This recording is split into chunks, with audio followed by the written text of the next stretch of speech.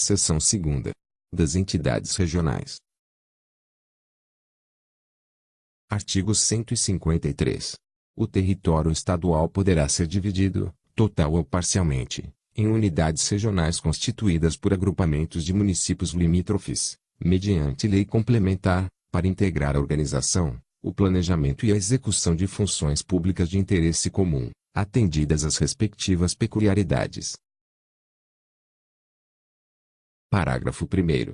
Considera-se região metropolitana o agrupamento de municípios limítrofes que assuma destacada expressão nacional, em razão de elevada densidade demográfica, significativa conurbação e de funções urbanas e regionais com alto grau de diversidade, especialização e integração socioeconômica, exigindo planejamento integrado e ação conjunta permanente dos entes públicos nela atuantes.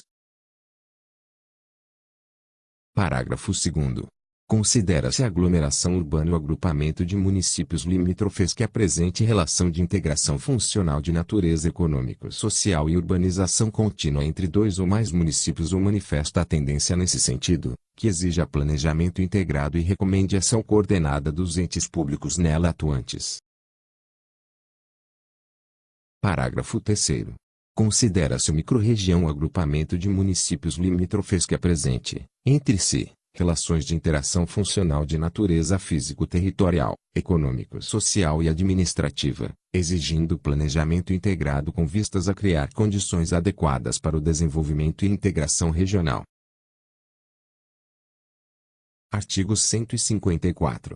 Visando promover o planejamento regional, a organização e execução das funções públicas de interesse comum, o Estado criará, mediante lei complementar, para cada unidade regional, conselho de caráter normativo e deliberativo, bem como disporá sobre a organização, a articulação, a coordenação e, conforme o caso, a fusão de entidades ou órgãos públicos atuantes na região, assegurada, nestes e naquele, a participação paritária do conjunto dos municípios, com relação ao Estado. Parágrafo 1º. Em regiões metropolitanas, o Conselho a que alude o caput deste artigo integrará entidade pública de caráter territorial, vinculando-se a ele os respectivos órgãos de direção e execução, bem como as entidades regionais e setoriais executoras das funções públicas de interesse comum, no que respeita ao planejamento e às medidas para sua implementação. Parágrafo 2º. É assegurada, nos termos da lei complementar, a participação da população no processo de planejamento e tomada de decisões, bem como na fiscalização da realização de serviços ou funções públicas em nível regional. Parágrafo 3º. A participação dos municípios nos conselhos deliberativos e normativos regionais, previstos no caput deste artigo, será disciplinada em lei complementar. Artigo 155.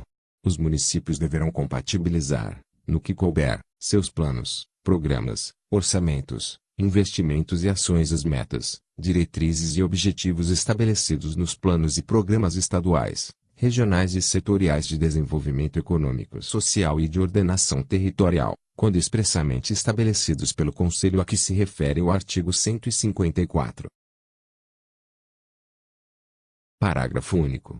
O Estado, no que couber, compatibilizará os planos e programas estaduais, regionais e setoriais de desenvolvimento, com o plano diretor dos municípios e as prioridades da população local.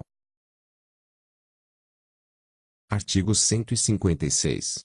Os planos plurianuais do Estado estabelecerão, de forma regionalizada, as diretrizes, objetivos e metas da administração estadual. Artigo 157. O Estado e os municípios destinarão recursos financeiros específicos, nos respectivos planos plurianuais e orçamentos, para o desenvolvimento de funções públicas de interesse comum, observado o disposto no artigo 174 desta Constituição. Artigo 158. Em região metropolitana ou aglomeração urbana, o planejamento do transporte coletivo de caráter regional será efetuado pelo Estado, em conjunto com os municípios integrantes das respectivas entidades regionais. Parágrafo único. Caberá ao Estado a operação do transporte coletivo de caráter regional, diretamente ou mediante concessão ou permissão,